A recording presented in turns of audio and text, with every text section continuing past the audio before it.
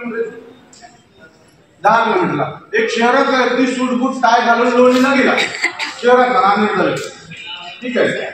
गावात गेला, गावात त्याचं काम झालं सगळं आणि तो बस स्टॉपला येऊन थांबला. रेल्वे बस स्टॉप मध्ये थांबला. तिथेच एक गावचा माणूस आला, मामा आला. आणि मामा आल्याबरोबर काय होणार तिथं राम राम झाला. मग त्या मामाला तो मामा विचारला की साहेब तुम्ही गावात काय कशासाठी आला होता? असं असं काम होतं, झालं. आता मी कुठे चाललो? किनवटला चाललो. मामाला विचारलं की मामा तुम्ही कुठे चालला? शहरात आलो. विचारतो मामा मी किनवटला आलो. आता स्थानिक कोण आहे तिथला? मामा. मग मामाला म्हणतात की मामा बस किती वाजता येते? ते म्हणतात की अर्धा तास आहे, 11 वाजता जाता 12 11:30 पर्यंत काय होईल बस येईल. शहराच्या व्यक्तीला काय वाटतं अर्धा तास तर वेळ आहे आपल्याकडं. असं काहीतरी युक्ती डोक्यात आणूया, त्या मामाच्या 400-500 अर्ध्या घंट्यामध्ये आपण काढून घेऊया. कुणाच्या डोक्यामध्ये येते? शहराच्या व्यक्तीच्या डोक्यामध्ये येते. काहीतरी युक्ती करूया, मामाच्या अर्धा घंटा बॅग घेऊ आणि डोक्यात विचार करतो. मामाला म्हणतो मामा अर्धा तास वेळ आहे आपल्याला इथं.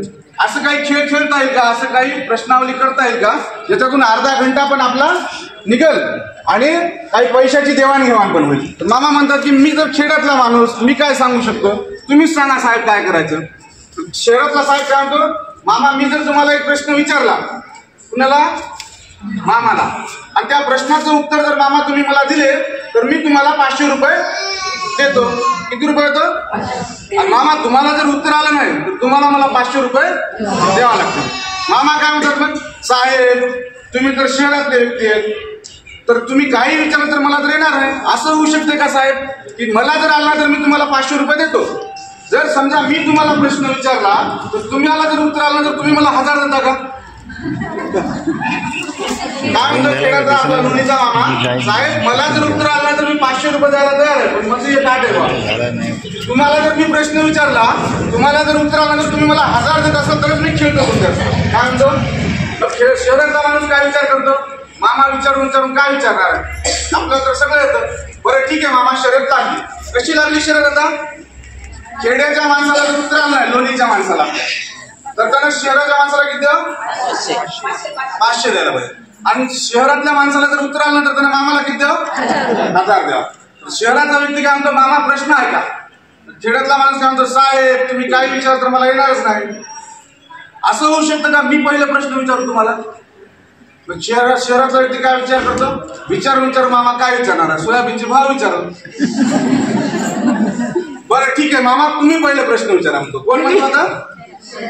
शहरातला व्यक्ती म्हणतो मामा प्रश्न तुम्ही विचारा. आता प्रश्न कोण विचारायला? हा, दोन्हीचे मामा विचारायला लागले. कुणाला विचारायला लागले? आणि शहराच्या व्यक्तीला जर उत्तर आलं तर त्याने किती रुपये द्यावं? 1000 रुपये. आणि खेड्यातल्या मामाला जर उत्तर आलं तर त्याने किती द्यावं? 500 रुपये. आता मामा म्हणतात साहेब मला अशा एका पक्षाचं नाव सांगा ज्याच्या 2 चोंचे, 4 डोळे, 8 पंख आणि 12 पाय. काय म्हणतात मामा? साहेब मला अशा पक्षाचं नाव सांगा की ज्याच्या 2 चोंचे, 4 डोळे, 8 पंख आणि 12 पाय.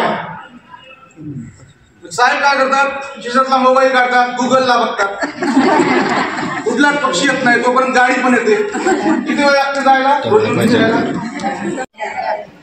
मामा काय करतात, काही मित्रांना फोन, शहरातला व्यक्ती काय करतो, काही मित्रांना फोन करतो, असं काही आहे का?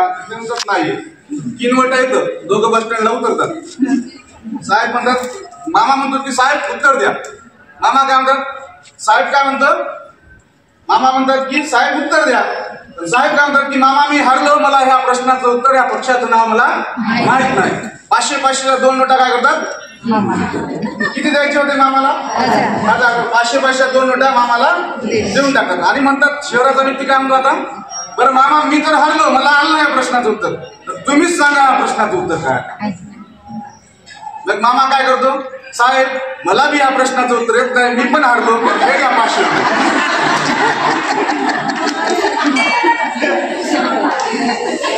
मला पण येत नाही साहेब, मी हरलो. काय ठरलं होतं? मामाला जर उत्तर आलं तर किती द्यावं? 1000 मध्ये 500 रुपये काढतो मामा. आणि कोण हुशार आहे मग?